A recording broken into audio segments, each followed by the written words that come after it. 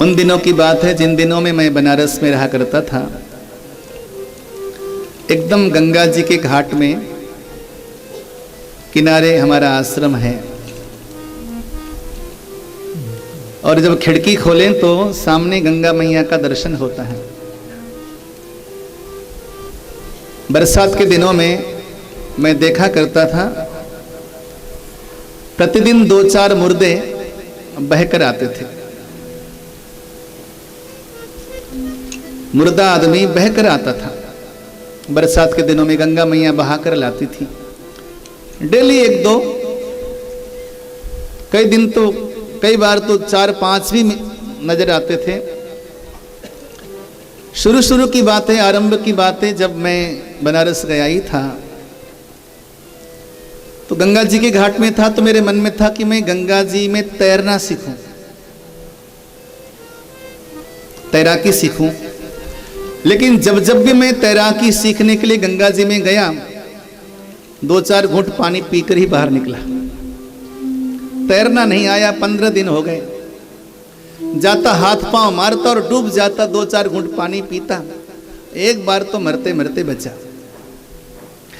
घाट में एक पंडित जी थे, जैसे पंडित लोग रहते हैं, पंचगंगा घाट की बात है।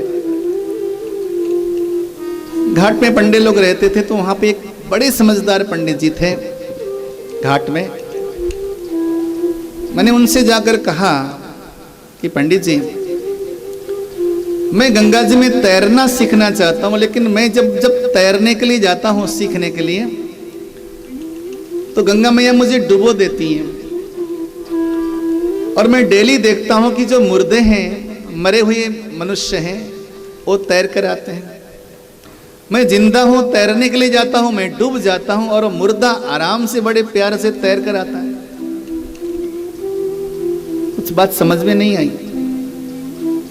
तो पंडित जी ने कहा, आचार्य जी, आप गंगा जी में जाते हो ना, तो गंगा जी से लड़ाई करते हो, आप लड़ते हो गंगा जी से।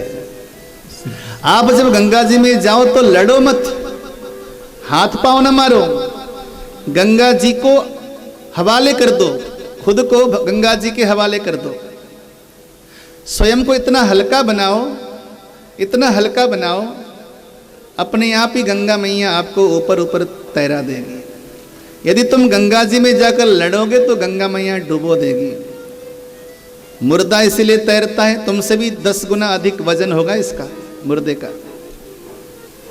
तुमसे भी 10 गुना ज्यादा वजन होगा मुर्दे का, लेकिन मुर्दा तैरता इसलिए है क्योंकि मुर्दा गंगा मैया से लड़ता नहीं है। मुर्दे ने स्वयं को हवाले कर दिया है गंगा मैया के, और तुम जाकर ताकत का प्रयोग करते हो, शक्ति का प्रयोग करते हो। तो मैंने उस दिन ये सूत्र नोट किया, दुनिया में जीने के लिए भी ये सूत्र बहुत इंपॉर्टेंट है। इस दुनिया में जीने के लिए ये सूत्र बहुत जरूरी है कि हम दुनिया से लड़े नहीं। लड़ने का मतलब हम कर्तापन के साथ न जिए दुनिया में, केवल दृष्टा बने और बहते चले। शांति से अगर जिंदगी काटनी हो तो बहना सीखो, हवाले कर दो प्यारे श्याम सुंदर के। जीवन का हर भार वही थामता है, तुम्हारे न चाहने पर भी जीवन का हर भार वही थामता है।